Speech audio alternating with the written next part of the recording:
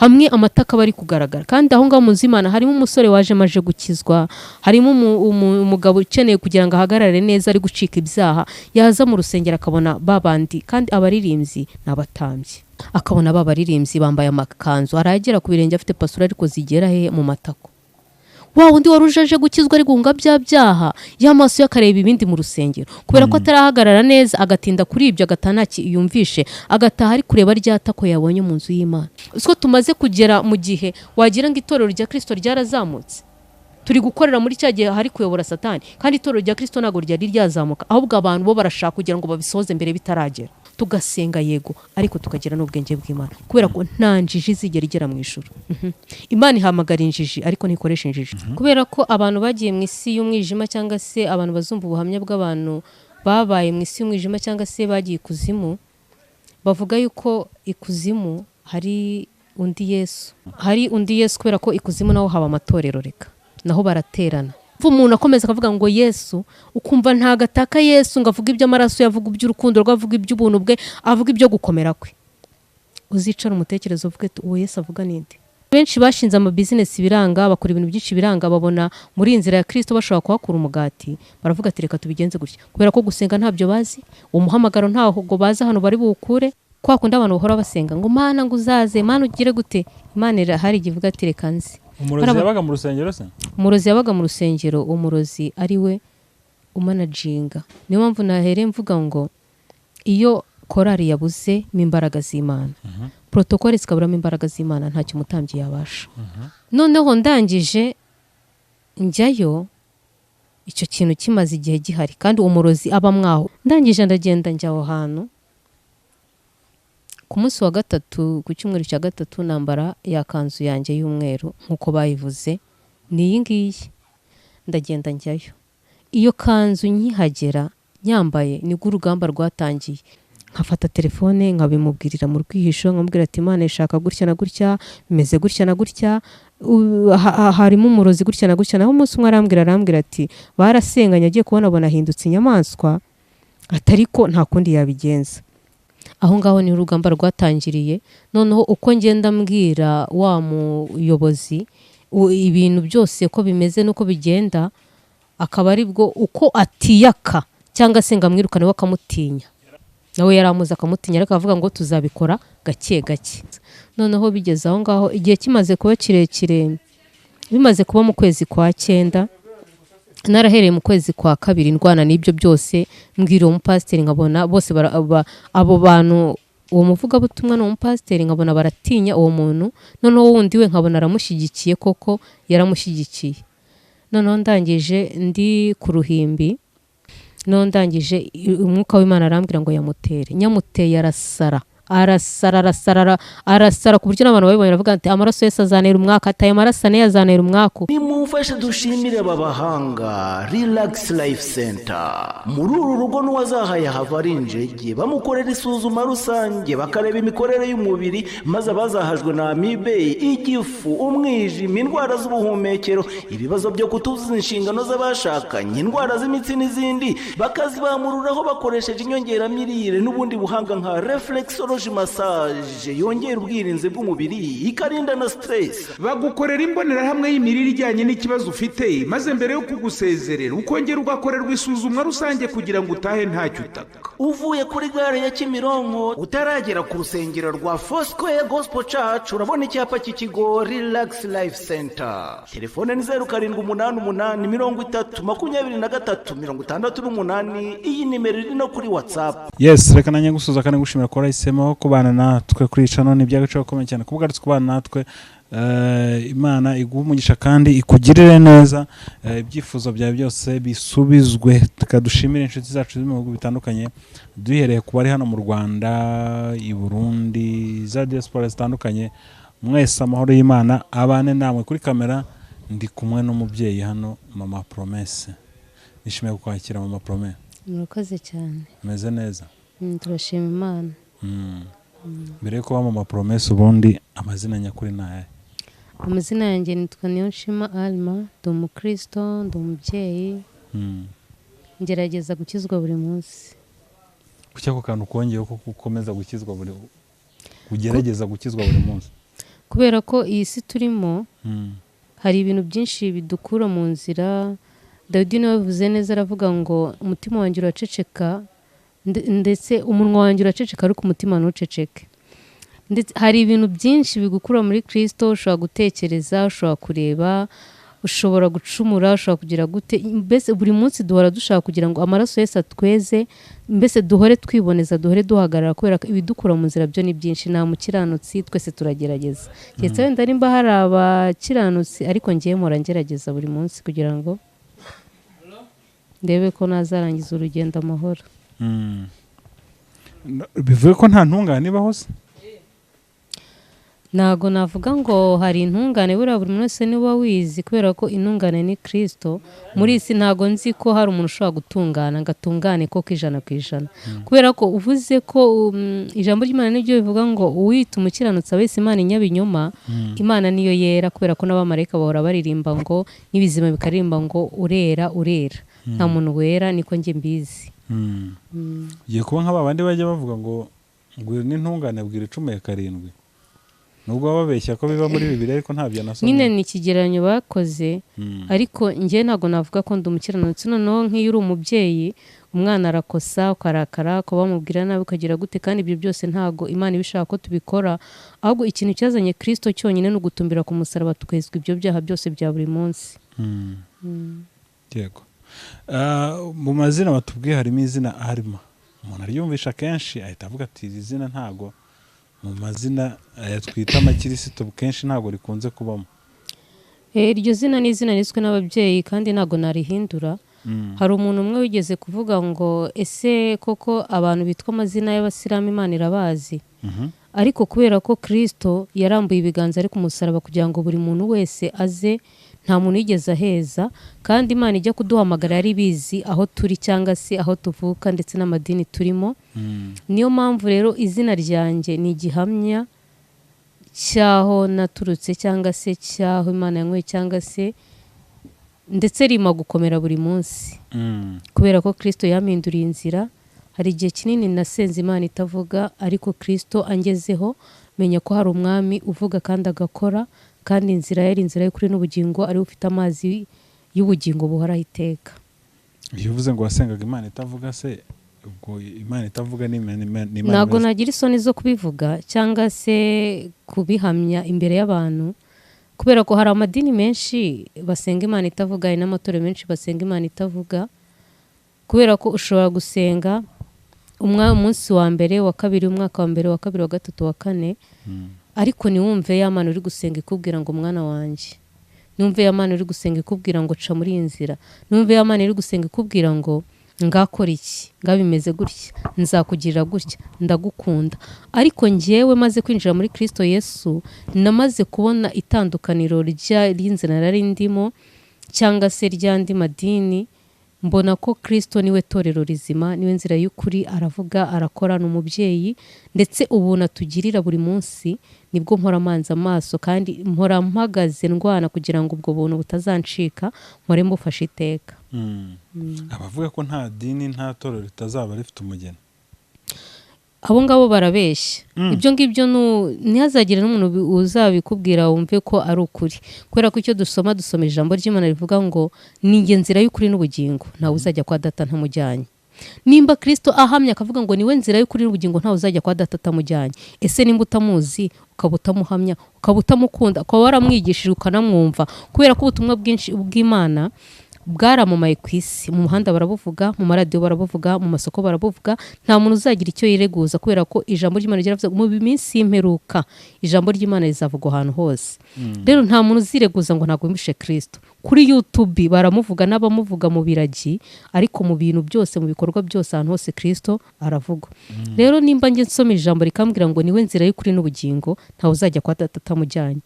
Kandi na mbere ko Kristo aza, ubutumwa bwiza bwaravugwaga, Imana ikavugwa, ibintu byose bikavugwa. Ariko Kristo aje aza ari itandukaniro ryo kugira ngo noneho abantu bimwe baboneraga inyuma, noneho azewe aba mu bugingo, aba muri twe, ayobora abantu inzira, akureho bya bitambo, akureho bya bintu byose, akureho urujijo mu bantu, abo umucyo, akura abantu mu mwijima. rero uwo mwami uvuga kandi yaravuze ngo ntabwo nzabasiga nk'imfubyi ahubwo nzawohereza mwuka wera ababera umuyobozi ababera umufasha. Rero uwo mufasha nta wundi ni wa wundi utuganiriza buri munsi utwongorera buri munsi kubera ko ijambo ry'Imana riravuga ngo mu minsi y'imperuka abasore bazahanura abasaza bazarota.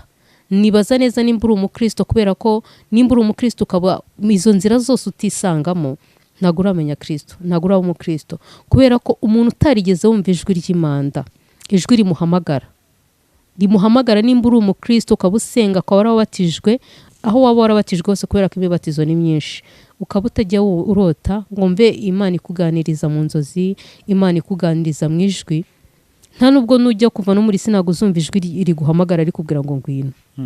Umuntu wese wumvishwe ijwi rimuhamagara, umukristo wese wumvishe ijwi rimuhamagara, najya no kuva muri iyi si nakora ibyitunganye azumva none ijwi rimuhamagara.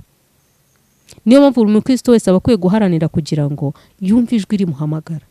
Tugakunde kwicara mu rusengero gusa ngo twuzuze imirongo, dukunde kumva ibyo abandi bavuga, ahubwo dushaka Imana n'imitima yacu yose.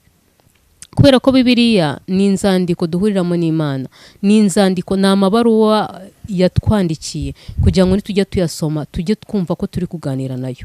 Kubera ko Imana abahanuzi bazaceceka, insengero zizafungwa, ariko ijambo ry'Imana ntabwo rizafungwa. Aho niyo tuzagenda tugahurira n'Imana, tukaganira n'Imana, ukumva icyo Imana ikubwira, ukumva icyo ikuganiriza, ukumva yanzira, kubera ko yaravuze ngo naho baba baswa ntabwo bazayobera iyo nzira. Naho baba baswa ntabwo bazayobera iyo nzira. Ibaze nimba umuswa atamenya ibyo mwarimu yigishije agatsindwa akaba wa nyuma, ariko Kristo yaravuze ngo naho baba baswa ntabwo bazayobera inzira. Kubera ko n'imbwa imenya ko shebuja ageze ku gipangu ikamoka cyangwa se ikajya kumusanganira. Ni gute wowe waba wizera umuntu kandi ari umwungeri wawe ukamuyoberwa?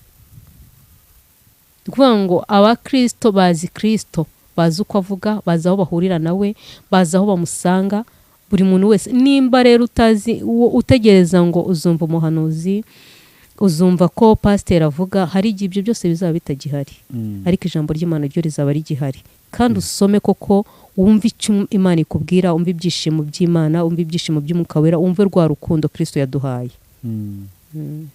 Kuva wava aho ngaho kugera naho uri uyu munsi, itandukaniro ubona ari irihe? Itandukaniro ni rinini cyane kubera ko hari itandukaniro nini cyane.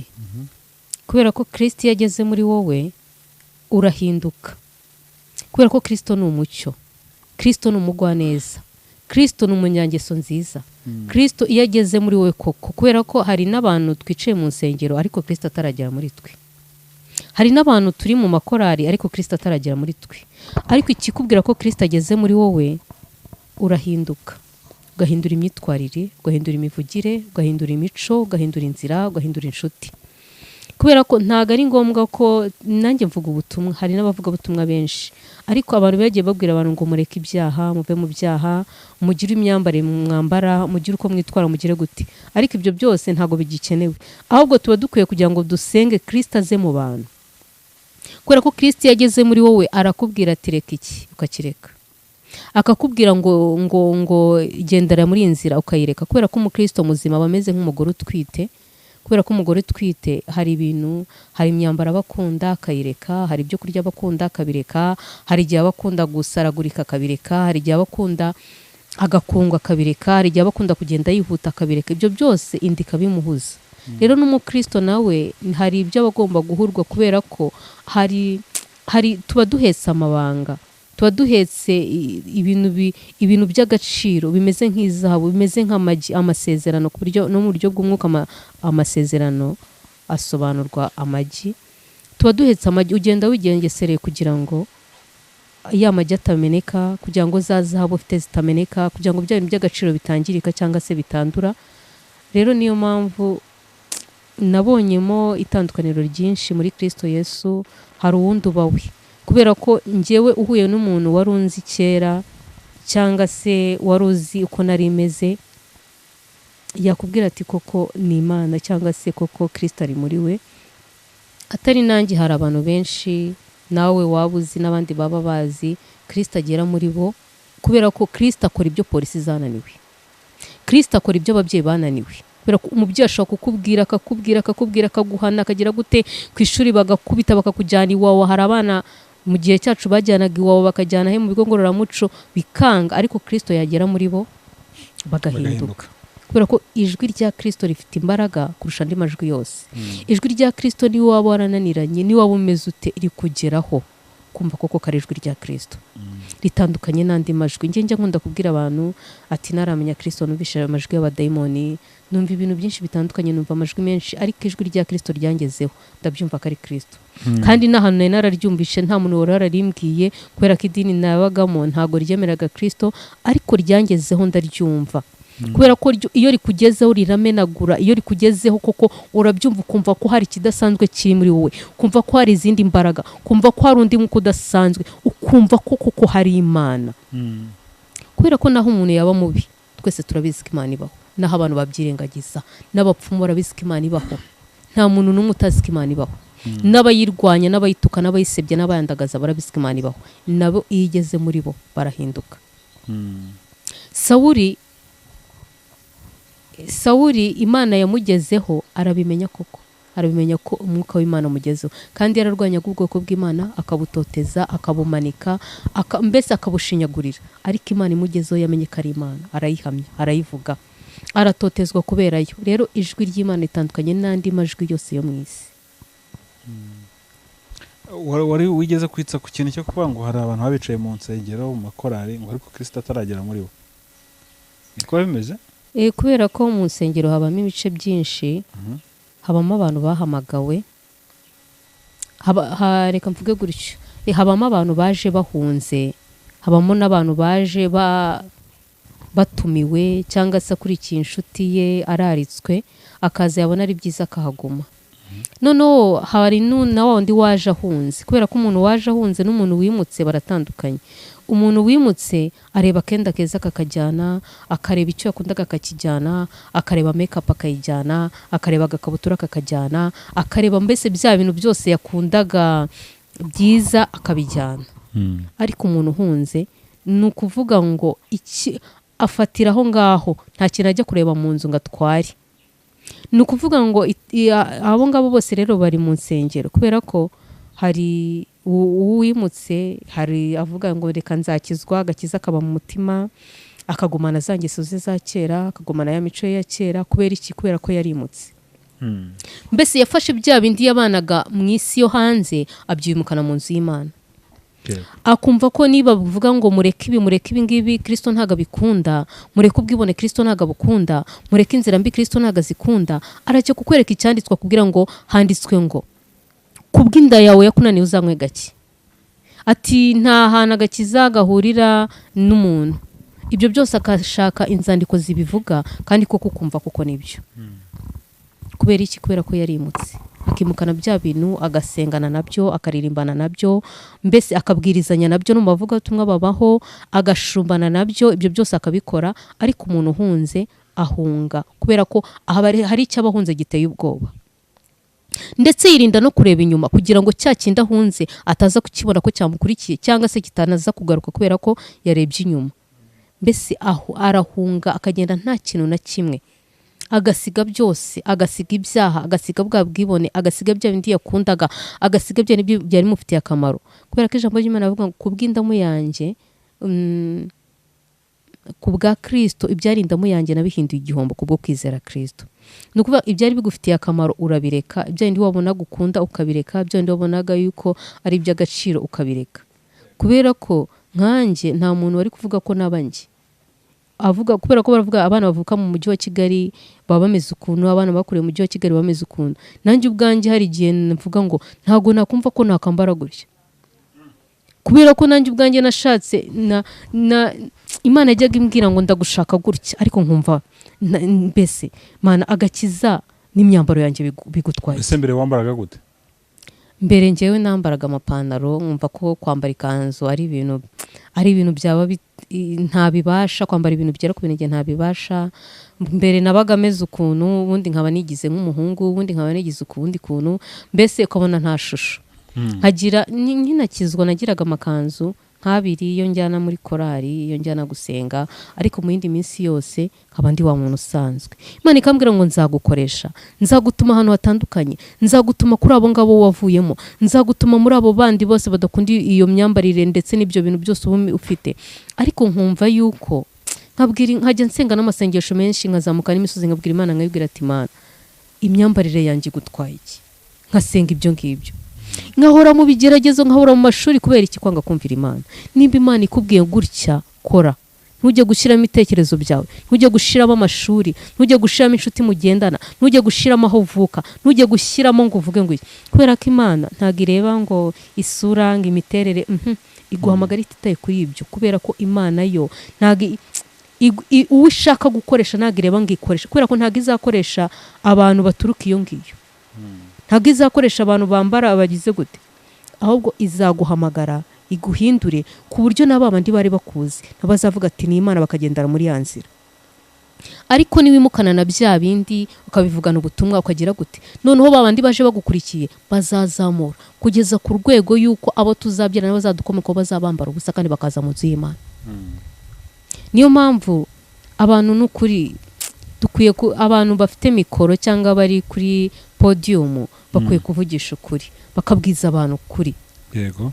Bakinginga Imana, abantu bakongera bagahura, abahanuzi bagahura, abashumba bakongera bagahura, bakingingira itorero rya Kristo, kubera ko riri gusenyuka, ikizira cyageze ahera, ibintu bireteye ubwoba. Hamwe amataka bari kugaragara, kandi aho ngaho mu nzu y'Imana harimo umusore waje maje gukizwa, harimo umugabo ukeneye kugira ngo ahagarare neza ari gucika ibyaha, yaza mu rusengero akabona babandi, kandi abaririmbyi n'abatambyi. Yego. Akabona babaririmbyi bambaye amakanzu, aragera ku birenge afite pasura ariko zigera he mu matako. Wa wundi warujaje gukizwa ari guhunga bya byaha, y'amaso yakareba ibindi mu rusengero, kubera ko atarahagarara neza, agatinda kuri ibyo, agatana yumvishe, agataha ari kureba rya tako yabonye mu nzu y'Imana.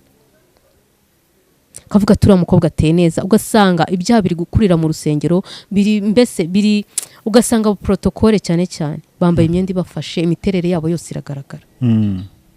Hari ibintu abantu bakatinda kwigisha ku ijambo ry'Imana, ariko ku myitwarire ya Gikristo, ku myambarire n'imyifatire, ibyo ngibyo niba bitindeho. Kubera ko hari imyambarire ukwiye kwambarira mu nzu iwawe ndetse mu rugo iwawe, ariko udakwiye kwambarira aho abantu bareba. Kubera ko ya miterere yawe, nimba uri umubyeyi, ntabwo ikenewe aho ngaho, hari aho ukeneye mu rugo rwawe. Ariko umuntu wese arinjiye ari kureba imiterere yawe, wambaye ijipo igufasha igeze ku birenge, naho utani na wundi wambaye ikabutura cyangwa se wambaye kora.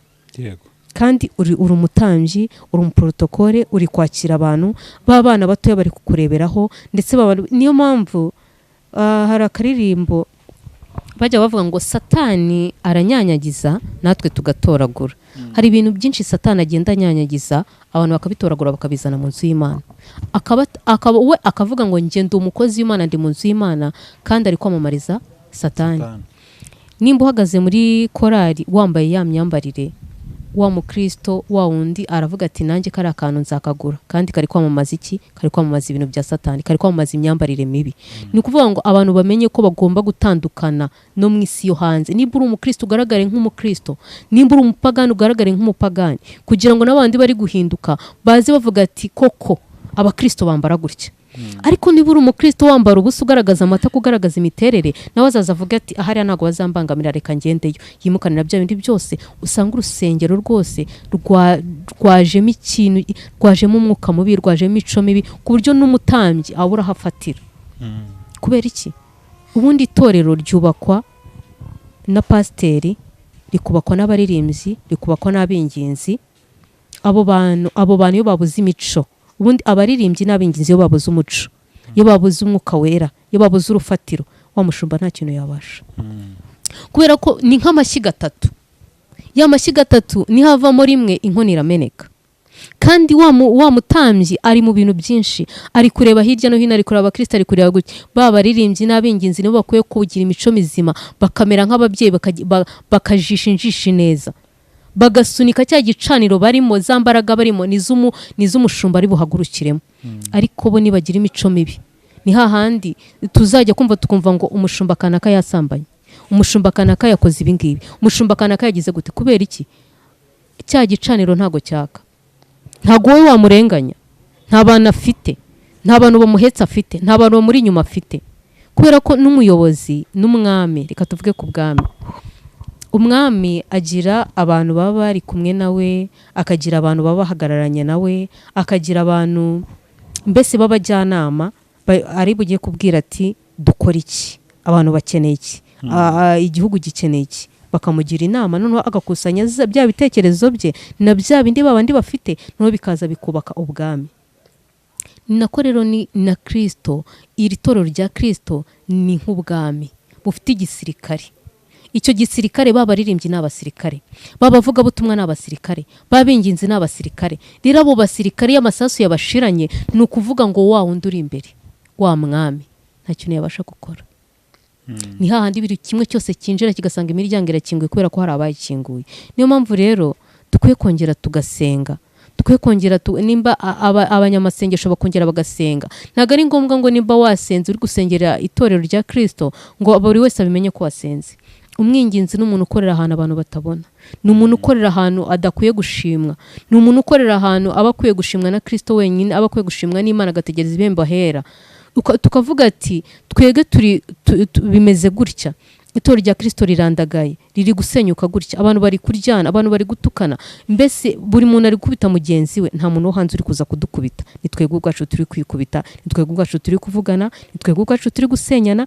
Tukavuga ati reka twongere twinginga byibuze aba bana turi kubyara tuzareba bazahagarara he, ese tuzabasigira he, ese tuzabasigira iki, ese itorero rya Kristo mu myaka 100 cyangwa 150 rizaba rimeze gute, ese abantu bazaba bari guhamya Kristo gute, ese abantu bazaba bakikunda bwabona Kristo yatugiriye, ese abantu bazaba bakirukura wa musaraba Kristo yatubambiye bakibuha agaciro, ese abantu bizaba bimeze gute, aba bana turi kubyara bo bazayobora gute, twe nimba turi kuyobora gutya, nimba turi kubwiriza gutya, nimba turi guhanura gutya, nimba turi gukora gutya, nimba turi kuririmba gutya, bo bazaba bari kuririmba gute, bo bazaba bari kubaka itorero rya Kristo gute. Tukongera tukavuga ati abinginzi bakajya ku misozi bakazamuka. Buriya hari umuntu uzi ko gukorera Imana cyangwa se kuvuga Imana ari ugufata mikoro. Ntago twese tuzafata mikoro, ntago twese tuzajya aho batureba, hoya. Hari abantu bazakorera Imana bakavuga ati ngiye gusengera itorero rya Kristo, ngiye gusengera abana bari kuvuka, ngiye gusengera inda ziri busamwe uwo munsi. Ukavuga ati mbese Imana ni umunyabwenge. Tugakura ibitekerezo. Buriya abantu bize siyanse bavana ijisho aho ngaho muri ako kanya bakarijyana mu myaka izaza. Umuntu wize siyanse ntago yikunda ngarebe ngo iki, aho gahora ateganya ninapfa siyanse izaba imeze gute, ninapfa siyanse izaba imeze gute, ndetse n'uwo nzabyara nanapfa we akabibarira mu myaka myinshi cyane. Ariko twega abantu ba Kristo, kubera ko iri torero rya Kristo ririmo ubutunzi ariko abantu ntago babuzi. Twahawe ubutware, ariko ubwo butware twabuhaye Satani ni uri kubukoresha. Rero tukwiye gufata tukavuga ati itorero rya Kristo mu myaka 100 iri imbere rizaba rimeze gute, mu myaka 200 rizaba rimeze gute, abana bazadukoma ko bazaba bameze gute. Tugatangira tugakora plan y'ibyo bintu, tukavuga ati reka duhure. Nimba hari abantu bumva yuko bakwiye gufata iyo njisho, bakavuga ngo reka duhure dusenge, kubera ko Imana iravuze ngo nimugira kwizera kungana k'umuto ka sinapi muzabwe umusozi imbere y'amaso yanyu ukurwe. Ikintu tubuze no kwizera, ikintu tubuze no guhuza, kubera ko ijambo ry'Imana rivuga ngo intumwa zihuje umutima zarasenze, mwuka wera aramanuka bavuga indi mishya.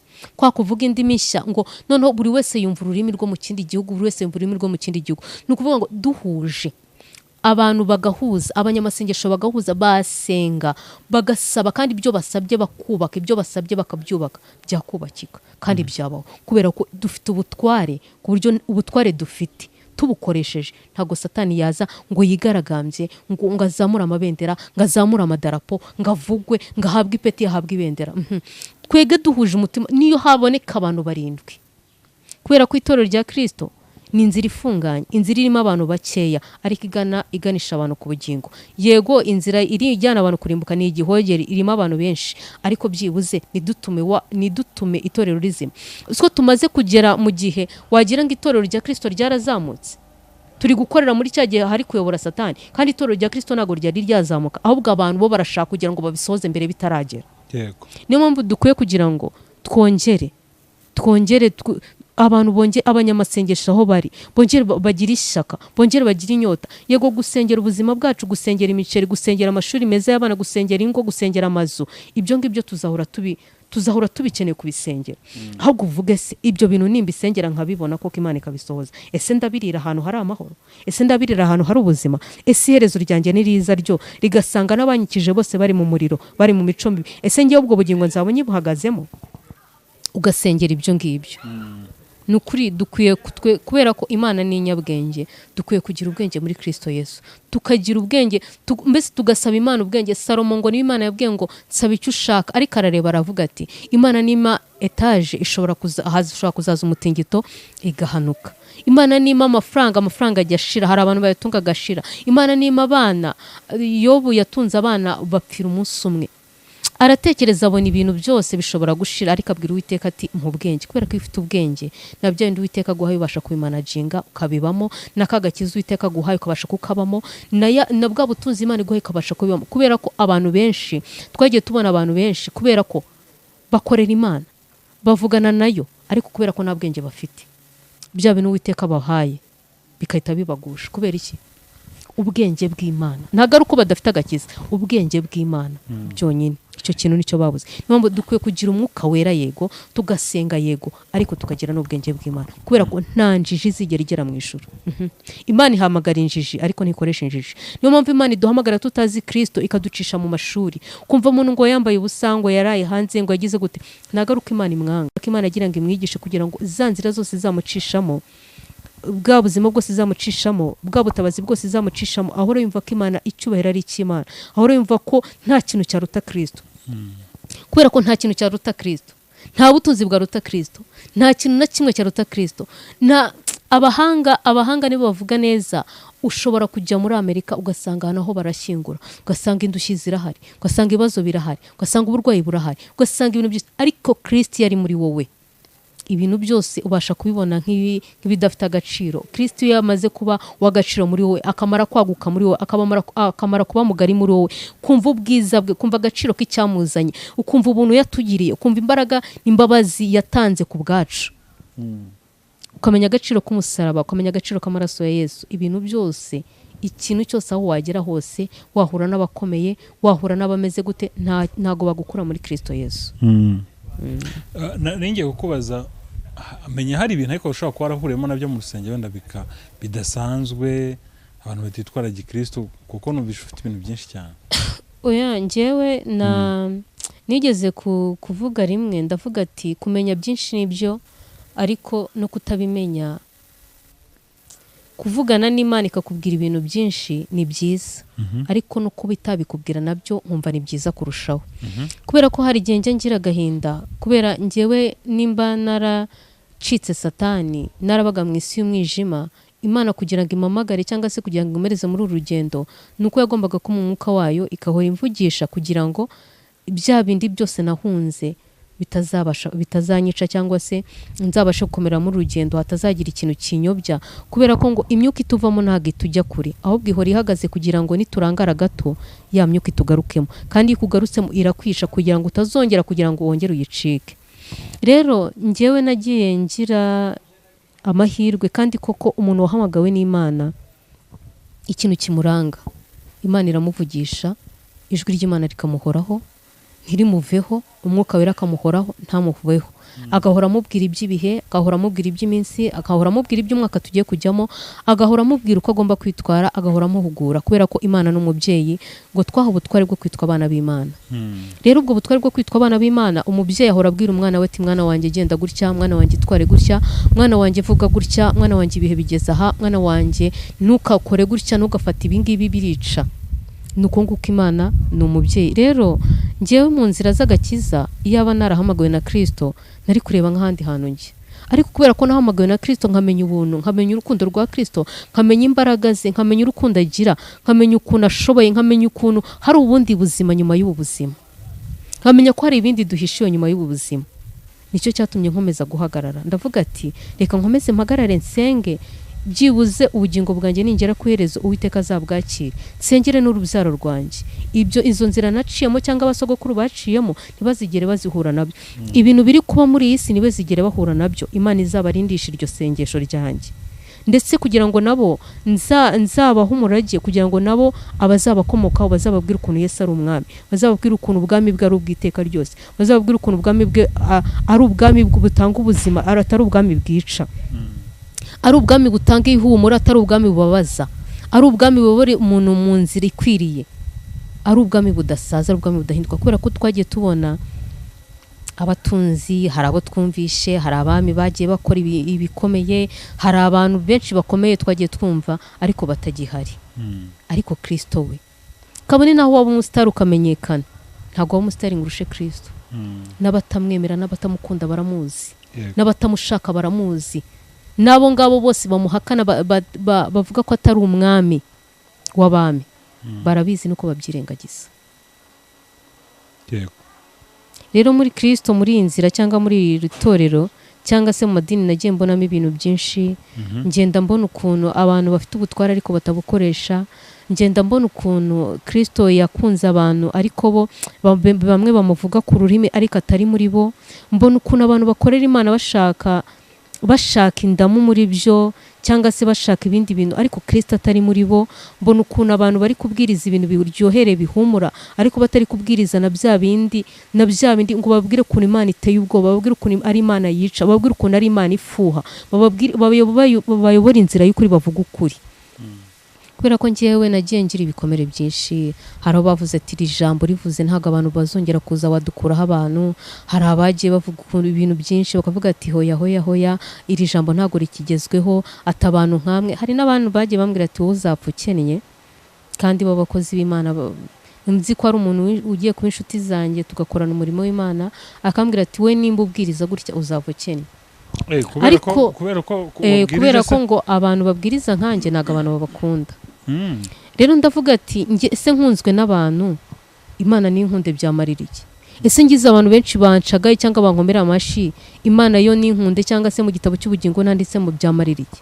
Ese ntakoze icyo Kristo yamamagariye, ahubwo nkaza nkishinga abo ngabo bandi, kubera ko ntago nzi nimba barimutse cyangwa barahunze, ntago nzi ko nimba baratumiwe n'abantu cyangwa barageze gute, ariko njye mfite ibyo nahunze kandi ngomba gukora cyane. Kubera ko kuvuga Imana, hari abantu bazi ko kuvuga Imana ntago ari agahato, ahubwo kuvuga Imana iyo urukundo rwa Kristo, iyo Kristo yageze muri wowe ukumva Kristo uri muri wowe, ntago byatuma uceceka, ntago byatuma uceceka ngo ntuvuge Kristo, ntuvuge ukuntu ari mwiza, ntuvuge ukuntu ashobora byose, ntuvuge ukuntu atabara, ntuvuge ukuntu akuri kuzimu kandi agashyirayo.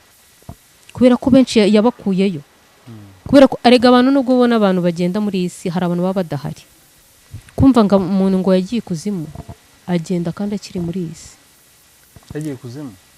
Kumva ngo umuntu ngo yavuye kuzimu yagiye, aba ari muri iyi si ariko yaragiye, roho ye yaragiye, abantu bakamubona agenda. Nira nk'abano bantu ubona abano bantu babana n'ubumuga, bavuga ngo babana n'ubumuga ariko abantu b'ibidebire cyangwa se baba bafite iwabo bafite amashitani, nuko abantu badakunda kubyumva ngo n'abana bavukanye n'ubumuga, bano baba bafite amashitani cyangwa se ubona bameze ukuntu, ntagaruka batari abantu bazima, uriya yaba muzima. Ahubwo nuko ibitekerezo bye aho muri iyo si y'umwijima birakora, aba ari umuntu ufite imbaraga, aba ari umuntu ufite power. Hano kuri iyi si ubuzima bwe nyine barabutwaye babukandagirira aho ngaho. Kubera ko Kristo afite ubutunzi bukomeye, abantu b'Imana bafite ubutunzi bukomeye, abantu bafite amasezerano bafite ibintu bikomeye, abantu bakiriye Yesu umwami n'umukiza bafite ibintu bikomeye batazi, bafite izahabu, bafite ubutunzi, bafite ikintu abandi batazi. Kubera ko Satani nta kintu afite. Satani ni umukene n'umutindi, nta kintu afite, araboshwe. Bano buvuga ngo iyo bavuze Satani, n'umupfumu ni Satani, n'umuraguzi ni Satani. Abo bose umva ngo bagiye kwa mupfumu, ngo bagiye gute, ngo hari umuntu uri gutanga ngo imiti ngo igira gute, abo bose ni Satani, nta kintu bafite. Kwa kundi mvuga ngo umwana wanjye ngo yari afite ubwenge mu ishuri ngo ariko ngubu ngo nta kigenda rwose, ngo umwana wanjye yari mwiza ngo agira gute, ngo ariko umwana wanjye ngo ari mu biyobyabwenge. Hari aho ubwenge bwe bwagiye. Hari ijambo ry'Imana rivuga ngo iryo mu byahishuwe rivuga iby'umugore n'ikiyoka, gukuna icyo kiyoka ngo cyazamutse kikajya hejuru ngo kigafata kimwe cya kabiri cy'inyenyeri kikakizinyanyagiza hasi. Buri muntu aba afite inyenyeri ye. Abantu niyo mpamvu dukwiye kuva mu bintu byo tukamenya iby'isi y'umwijima n'iby'isi y'umwuka. noneho ya nyenyeri y'umuntu iyo umuntu avutse hari inyenyeri imurika kandi biragaragara kubera ko ijambo ry'Imana ribihamya Kristo ubwo yavukaga ba banyabwenge ngo babonye inyenyeri bazi kuragurisha iby'inyenyeri ngo babona inyenyeri idasanzwe ngo iyagaragaraga iyo havukaga umwami. Ni ukuvuga ngo iyo umuntu avutse hari inyenyeri ye ivuka. Noneho kwa kundi umwana ubona yahindutse cyangwa se umuntu ukabona yari afite ubwenge ukabona byanze, ya nyenyeri iba yaratwawe. Noneho ya nyenyeri tuvuge ni umugisha, ni nk'urubuto rw'umugisha, ni nk'igiti cyuzuye imbuto kigatwarwa. Noneho cyatwarwa kubera ko babandi ari abakene ntacyo bafite, bataye Imana kandi Imana ari ifite ubutunzi, baravuga ati noneho tuziba babanyamugisha, tuziba babana buriya mukire, reka tuvuge Imana tuvuge ngo ni nk'umukire. Noneho Satani tumwite nk'umutindi. Noneho abana ba wa mukire bafite ubutunzi, noneho babana ba wa mukene nta kintu bafite, biba bya bindi bya wa mutindi yiba iby'abana b'umukire akabihereza iby'abana be kubera ko nta kintu bafite, nta sambu bagira, nta butunzi bagira, nta murage bagira, nta n'umurage bazahabwa. Noneho iyo wa mukire amenye ko hari umwana we bibye umugisha we, kwa gusenga niko gutuma bigaruka. Noneho byagaruka wa muntu warora agiye kubigura aho ngaho ku mupfumu ahita ubona asigaye nta kintu, kumva ngo iduka ryahiye rya wa muntu kubera ko aho yabikuye nta kintu kiriyo. Rero abapfumu nta kintu bagira, nicyo kintu umuntu aba agomba kumenya, nta kintu umupfumu agira. Uragenda umuha amafaranga yawe aguhereze, yego biri bikunde akanya gatoya. Kubera iki? Hari ibyo yibye, hari ibyo yanyaze abantu, hari amasezerano yanyaze, hari ibintu yatwaye, nibyo ari buguhereze. Nyirabyo nakanguka akajya gusenga, kubera ko ijambo ry'Imana rivuga ngo ibyo Satani yamize izabimuturumbuza mu nda. Ibimuturumbuza mu nda kubera ko yabimize. Ni ukuvuga ngo iyo usenze rya sengesho rikagenda rikagera aho ya nyenyeri yawe iri, ikongera ikazamuka ikagera mu kirere ikaka, wa mugisha wawe uragaruka. Noneho wa wundi wari warabiguze ugasanga yasubiye kwa kundi. Abantu bakavuga ati ukaribwo bavuga ati imodoka za wa muntu wacishaga zimwe zahiye, ibindi byahiye, amaduka yahiye, ugasanga ibintu bishiriye rimwe. Kubera iki? Wa muntu ari kwitegura kwakira ibye. Niyo mpamvu ijambo ry'Imana rivuga ngo yemwe abibutse Uwiteka nimucogore. Impamvu Imana ivuga ngo nimucogore ni ukubera iki? Kubera ko Satani akiva mu ijuru yararahiye aravuga ko azagenza umuntu kugeza ku iherezo, akabuza umuntu amahoro, akamubuza umugisha. Kubera iki avuga agenza umuntu? Kubera ko abantu bizera Imana n'abanyamugisha, n'abanyamahoro, bafite ubutunzi buhishwe. Rero ibyo ngibyo nibyo Satani batifuza. Akavuga ati reka ngerageze uno muntu w'Imana mugenze mwibi bye byose, none azaramburira akaboko gukora ibibi. Aribwo ijambo ry'Imana rivuga ngo ntago inkoni y'abanyabyaha izahora ku bitugu by'abakiranutsi, kugira ngo bataramburira ukuboko kwabo gukora ibibi. Umukiranutsi ni ukuvuga ngo impamvu ageragezwa Imana ikagereka avuga ati reka nze ngutabare ngugirire neza, kubera ko arambiwe akabona acogoye, ashobora guhura n'abandi bakamubwira ati ariko hariya biremera, akajya akabona koko biremera, ubugingo bwe bukarimbuka. Niyo mpamvu rero abantu bamenye ko Satani nta kintu agira. Abantu basenga ntibacogore, kubera ko tukiri muri iyi si dufashe igihe mu ntambara, aho tuzaruhukira ntabwo ari mu isi, tuzaruhukira mu ijuru. Kandi tumenye ko nimba indirimbo mu ijuru yararimbwe ikavuga ngo ugushije ishyano wasiwe kubera ko umuba kumanutsemo, kumva bo bumvisha amahoro kubera kavuyemo. Noneho twebwe tubana nawe, tugendana nawe buri munsi, aduhozaho ijisho rye, inkoni rye n'umuriro biduhoraho. Tuba dukwiye kurwana intambara, tukirinda ibyo byose bye, mbese tukagenda twigengesereye, kugira ngo tubashe no gufata ya migisha Uwiteka tugenera, kugira ngo ya tiyo rituruka hera muri stoke y'ijuru atabasha kurifata. Noneho ikirenze kuri ibyo tuzabasha no guhabwa ubugingo buhoraho, kubera ko niwe mugisha w'Iteka, kubera ko Imana nibiduha ntago tuzabijyana. Aya mazi dusezeranya, iyi migisha dusezeranya, ibyo byose turafata tukabisiga, ariko ubugingo buhoraho nicyo kintu cyonyine, kubera ko niryo sezerano tugira, ahubwo ibyo bindi byose ni inyongera. Ariko tuba dukwiye kubirwanirira, kubera ko isi dutuyemo irabikeneye. Isi dutuyemo tugomba kubitunga, isi dutuyemo tugomba kuba tubifite. Kubera iki? Imirimo, gusenga biduha imbaraga zo kugira ngo tuzabashe kunyura mu bigeragezo nidutsindwe nabyo, tuzabashe kunyura mu macumi ya Satani nidutsindwe nayo. ariko amasengesho ntabwo ajyana umuntu mu ijuru, yego arakenewe. Imirimo dukora niyo ijyana umuntu mu ijuru. Rero ntabwo waba uri umukene ngo ubone imirimo. Uzafasha umuntu gute se kandi uri umukene? Uzasura abarwayi gute se kandi uri umukene? Uzagabura abashonje gute se kandi uri umukene? Uzubakira umupfakazi gute se kandi uri umukene? Urabikeneye kugira ngo ubashe gukora umurimo w'Imana, kubera ko ibyo nibyo bizatwubakira, nibyo bizaduha amapeti yo kugira ngo tuzishimirwe n'Uwiteka. Wakomeje kuvuga ku kintu cy'abantu bicara mu rusengero, ariko ubwo reka mvuge ngo imitima yabo ntibiri aho ngaho. Hari n'indi bajya bavuga ariko ko uretse n'abakristu n'ababayobora, ubwo ndavuga abapasiteri namwe abahanuzi, ko hari ukuntu mujya mugira namwe n'izindi mbaraga nazo mukoresha. Nabyo bibaho se cyangwa nta magambo ari aho ngaho? Ibyo ngibyo bibaho, nubwo hari abantu bavuga ngo nta bwami bwirwanya, ariko ibyo ngibyo bibaho.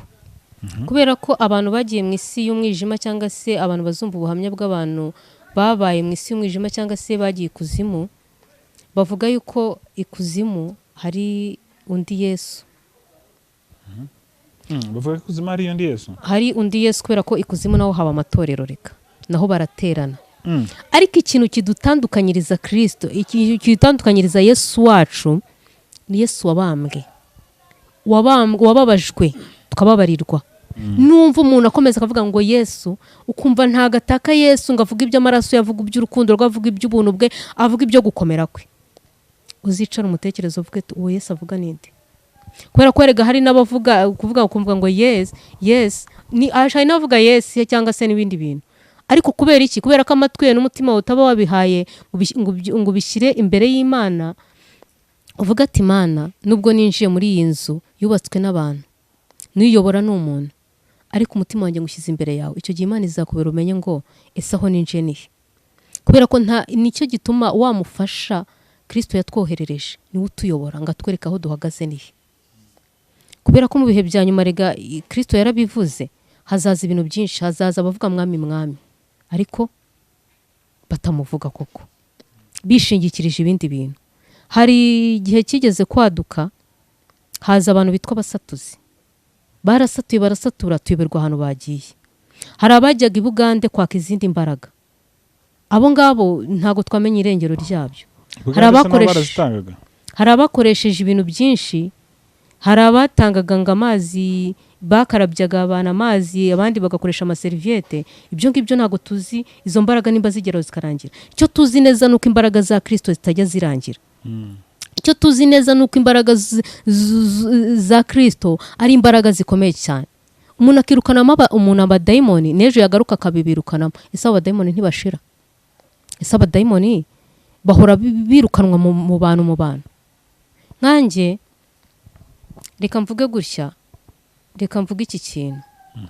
Hari nk'igihe abantu buriya wakina agapira, ugakina ibindi bintu, ugakina urwanya abantu, ugakinira ahantu henshi hatandukanye, ariko gukinira mu bintu by'Imana ubikiniramo isaha ikaba imwe yo kugira ngo Imana igaragaze yuko koko itaguhamagaye kandi koko itari kumwe nawe. Benshi bashinze amabizinesi biranga, bakora ibintu byinshi biranga, babona muri inzira ya Kristo bashobora kuhakura umugati, baravuga ati reka tubigenze gutya. Kubera ko gusenga ntabyo bazi, umuhamagaro ntaho bazi hano bari buwukure, ijambo ry'Imana kuritsindamo ntabyo bazi, bakajya guca inzira ibusamo. Ariko ijambo ry'Imana riravuga ngo utaraciye mu marembo ngo ahabwe uruhushya rwo kugira gute, ahabwe uruhushya n'uwo mungeri.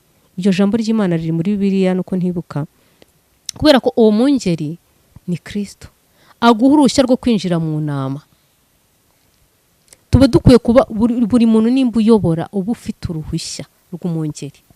Reka mvuge gutya aka kantu, hari abantu bahamagara bakavuga ati Mana, bagahamagara bagasenga bavuga ati Mana uzaze, Mana uzagera gute, ariko Imana yanaza, kubera ko ntago bazabona Imana iturutse mu ijuru ngize. Imana izazira mu yahamagaye. Ntago Imana izaza yambaye ikote, ntago Imana izazira mu modoka, Imana izazira mu wo yahamagaye. Ihamagare nk'umuntu imbwira ati ngagenda muri rusengero, imanukire muri wowe ugenda ujyeyo. Nko mu gihe cyashize, mu mwaka washize, nagiye muri Kenya, Imana inyoherejeyo imbwira ngo genda, nugerayo nzakwereka icyo uzankorera.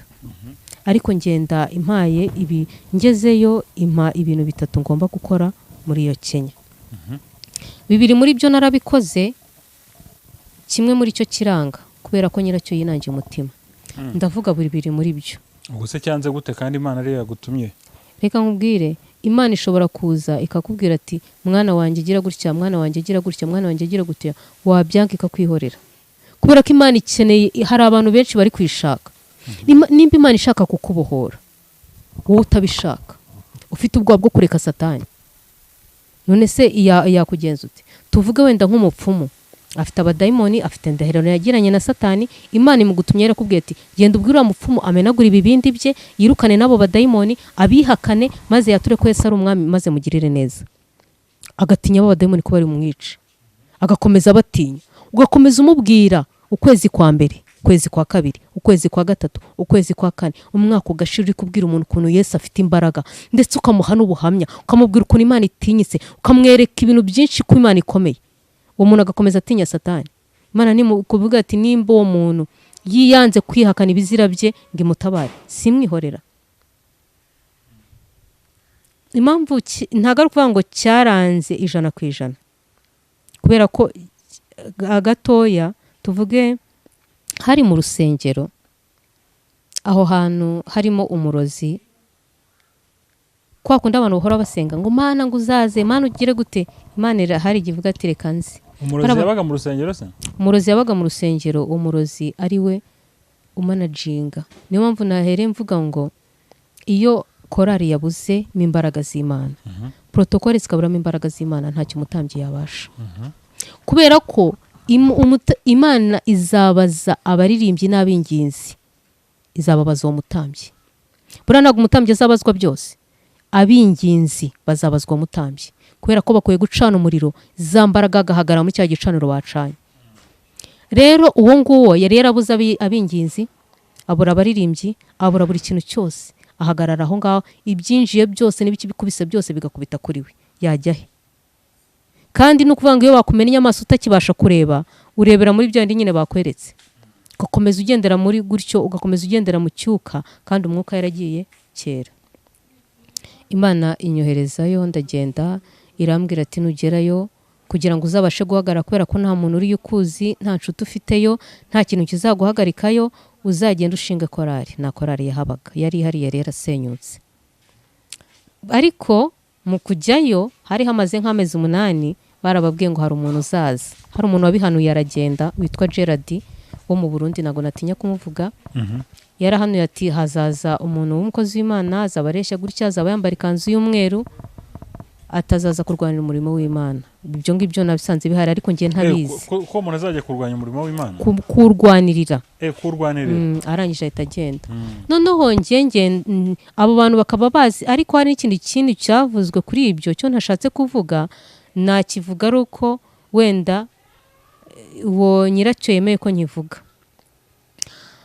Noneho ndangije njyayo, icyo kintu kimaze igihe gihari, kandi umurozi aba mwaho. Ukumva kurwanira umurimo w'Imana ni ukurwanya ikibi n'ibintu byose bidafite umumaro.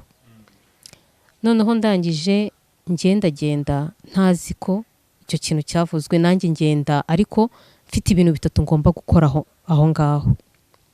Ndangije ndagenda ngezeyo, umunsi wa mbere sinambara yakanzu, umunsi wa kabiri kubera ko akenshi nkunda kwambara, ngira imyenda y'imyeru nkunda kwambara mu ivugabutumwa. Mbese nago navuga ngo niki, ngiye nkunda umwambaro w'umweru, kubera ko namaze gusobanukirwa umwambaro w'umweru ngo niki.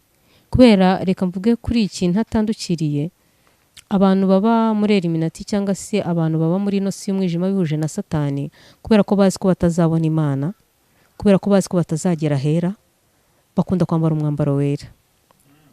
Rero baturushije ikintu cy'ubwenge, twebwe ahubwo turawihunza, tukambara ibintu byinshi, tukagira gute, kubera ko Imana ni Imana yera, umwuka wera n'umwambaro wera ni ibintu bihura kandi byuzuzanya. Noneho iyo uri mu Mana neza, ufite umwuka wera, ukambara n'umwambaro wera kandi wihanye n'ibyaha nawe wera, hari izindi mbaraga z'Imana zikuzaho. Rero kubera ko bamaze kumenya ko Imana ntibazahura, ibintu byose ntibazahura, aho hera ntago bazahagera, bapfa kwiyambika umwambaro wera kugira ngo bapfe kugaragara nk'abantu bera mu isi, ariko mo imbere kubera ko babazi ko ari umwijima. Niyo mpamvu ndangije ndagenda njya aho hantu. Ku munsi wa gatatu, ku cyumweru cya gatatu, nambara ya kanzu yanjye y'umweru nkuko bayivuze, ni iyi ngiyi. Ndagenda njyayo.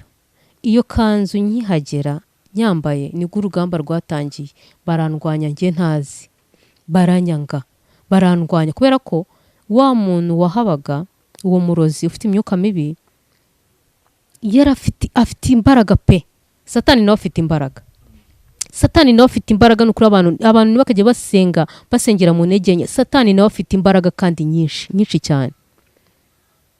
Atangira urumva abantu bakorana n'imyuka bafite ibyo bakora ku buryo abantu bashobora kukwanga pe. Ngiye nkavuga ati kuko Yesu ankunda ndamahoro, ni kubera ko ndwana n'ibyo nzi. None Imana igenda impishura, nyihagera imishura ibintu byinshi, nkajya mbwiriza, nkajya ngira gute, irambwira ati kugira ngo uhagarare ukomere, kugira ngo uzabashe no kunesha urugamba, icyo naguhamagariye aho ngaho gisohoze, shinga korari. Negera umuyobozi waho ndamubwira ati rero Imana yambwiye ko ngomba gushinga korari, kandi koko n'uwo muntu yarababwiye ati ko nazaza uwo muntu azashinga na korari. Uwo muntu si twari twanahura, usibye ko yabihanuye biri aho ngaho nyine mbizi no Murundi. Noneho nshinga korari, ariko kugira ngo ananize arambwira ngo ntago dushaka ikinyarwanda, turashaka indirimbo z'igiswahili, kandi n'ubundi baririmba mu kinyarwanda. Ndangije ndavuga ati kurumva nari mamaze nk'ukwezi n'igice nta giswahili nari ntakamenya. Ndangije ndagenda nizera Imana, ndavuga ati Imana ni wowe wampamagaye, ni wowe uzi ukuntu uzabigenza. Naragiye ndavuga ati wenda umukobwa hari umukobwa nawe nari naragiye ngiye kubohoza bwa mbere, nicyo kintu nabanjirijeho. Ndavuga ati uyu mukobwa wenda azamfasha agire njye nshyira mu kinyarwanda ashyire mu giswahili. Ariko mu gihe ngiye kwandika indirimbo ni nk'umwuka, nk'iyo myuka nyine yaramukontroye, aravuga ati reka njye nta ibyo bintu by'indirimbo simbirimo, iyo mpano si yanjye sinki. Ndasenga Imana, ninginga Imana, nkora amasengesho, Imana impa indirimbo. Iyo ndirimbo y'igiswahili twari utugambo dukeya nari maze kumenya, Imana itumira amandi magambo. Ndagenda nyigisha iyo korari, yari y'abantu bangaye 5, turayiririmba, babona turayiririmbye, ndakomeza ndahagarara, korari bakayirwanya, bagashaka kuyisenya, bakagira gute. Ariko Imana yo mu gihugu cyo mu ijuru yo igakomeza ima indirimbo, kubera ko nahavuye maze kwandika indirimbo 6 z'igiswahili kubw'imbaraga z'Imana, atari kubw'imbaraga zanjye, atari uko nkizi, kandi abahamaze imyaka myinshi batarabashe kuba babikora. Rero ngarutse kubw'ibyo ngibyo, uwo mupasiteri Imana ikajya imbwira ati mubwire gutya, nkamubwira gutya, simbi mubwirire mu ruhame. Niyo mpamvu ijambo ry'Imana avuga ngo abo kubaha mu bubahe. Nkafata telefone nkabimubwirira mu rwihisho, nkamubwira ati Imana ishaka gutya na gutya, bimeze gutya na gutya, harimo umurozi gutya na gutya. Naho umunsi umwe arambwira ati barasenganye, agiye kubona abona ahindutse inyamaswa, atariko nta kundi yabigenza. Tugahora tumubwira imbaraga z'Imana, ariko wagatinya, akavuga ati rega ntabwo biba byoroshye, umuntu agenda gake gake. Noneho kwa kundi avuga ngo gake gake, wamuroza akaba aribwo yambara imbaraga. Hakaba ubwo noneho akankubita ibintu nkagenda ncumbagira, ariko Imana ikambwira ngo ujye uzinduka ugende uhagere. Nkahagera, ndwana urugamba rwinshi. Imana ikambwira ati hane, ikamuha iminsi, ikamubwira ati ngwaye ibyumweru 2 ihane, nkugire neza, ngutabare nawe nkugize umuruho. Ari kugira ngo yihane, ahubwo akarwana intambara noneho zo gusenya umurimo w'Imana, zo kugira ababi. Abavuga butumwa batangira kujya berwa, ku buryo umupasiteri yahagararaga, umukozi w'Imana cyangwa umuvuga butumwa agahagarara, nawe barwa n'umwuka wera. Ahubwo ibyo wawe ndashaka akaba ari byo abwiriza, ukumva ukabona ni nk'ahantu hameze nko mu kibuga cy'umupira. Ni nk'ahantu ukibaza se aha hantu koko ni muzitura izina ry'Imana. Umunsi umwe ngajya mbaza nkabwira Imana, mbwira ino ni inzu yawe cyangwa ni inzu y'umuntu? Nkibaza nyine, agahinda kakanyica. Ariko kubera ko nta handi mfite njya, ntaho mfite ndi bubicikire, ntaho mfite ndi bibihungire ngomba kubikora, nkasenga nkababara, nkajya gute, bakankubita ibintu nkajya naranshya mu mugongo, nkagira gute. Ariko ibyo byose nkabyihanganira, nkavuga ati Mana, nzi ko izina ryawe ritajya ritsindwa. Iyo korari nayo byageze ubwo abaririmbyi kubera kudahuza umutima no kuvuga ngo barajya mu bintu byo gushaka amafaranga, bamwe bakavuga ati rega twazanye no gushaka amafaranga. Ariko muri iyi si yego dukwiye gushaka amafaranga, ariko amafaranga tuzayasiga, ariko gushaka Imana, kubera ko tuzava muri iyi si. Imana izakubaza ati ese muri iyi si, kubera ko nta kindi Imana yaturemeye ni ukwiramya no kwihimbaza. niyo mpamvu abantu abapasiteri bakwiye kumenya ati ese umwuka w'Imana niwe uri kunkoresha. Nimba hari umuntu ukubwiye akakongora akubwira ati hano harimo umurozi cyangwa nawe ukabihishurwa, shaka ukuntu wa murozi areke uburozi bwe bujugunye cyangwa se umwirukane mu rusengero. Ntimugatinye abantu, ntimugatinye Satani cyangwa ntimukamubembereze. Hari abantu bavuga ngo mureke amasaka n'urukungu bikurane, kubera ko nongo niko yajyaga ambwira, ariko hari ikiba cyararenze urukungu, kubera ko ikirayi kiboze iyo gitinze mu birayi byose birabora bikanuka. Kandi koko byageze ubwo ari kugira ngo abantu bakire, ahubwo bigenda bibora, n'abandi bakabora, n'abandi bakangirika. Noneho we agerageza kugira ngo noneho bose bangirike. Nimba Imana ivuze ikintu, niyo mpamvu mbabwira mu imbaraga z'Imana nagiye kubona mbona ubundi mbere uko basengaga nk'Imana igakora nk'imirimo n'ibitangaza, we n'injoro wa mwuka we waragarukaga akaza hahandi, ukabona ari gutora bya bindi byose Imana yavuze, yamigisha akayitanguranwa.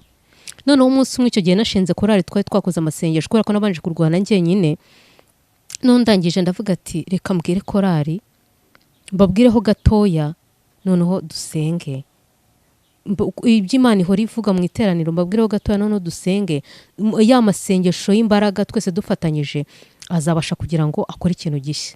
None icyo gihe twarasenze turasenga nijoro, ngiye kubona mbona kwa kundi aza gutora bya bindi Imana yavuze cyangwa se za mbaraga z'Imana cyangwa ya masengesho, kubera ko iyo abantu bari gusenga ikirere cy'ijuru kirakinguka, imbaraga z'Imana zikamanuka. Noneho handi mwasengeraga hakaba imbaraga z'Imana. Niyo mpamvu ijambo ry'Imana rivuga ngo, cyangwa se sinzi nimba ari ijambo cyangwa se ari umuririmbyi, ngo tugaragara nk'abadafite ariko dutingishije benshi.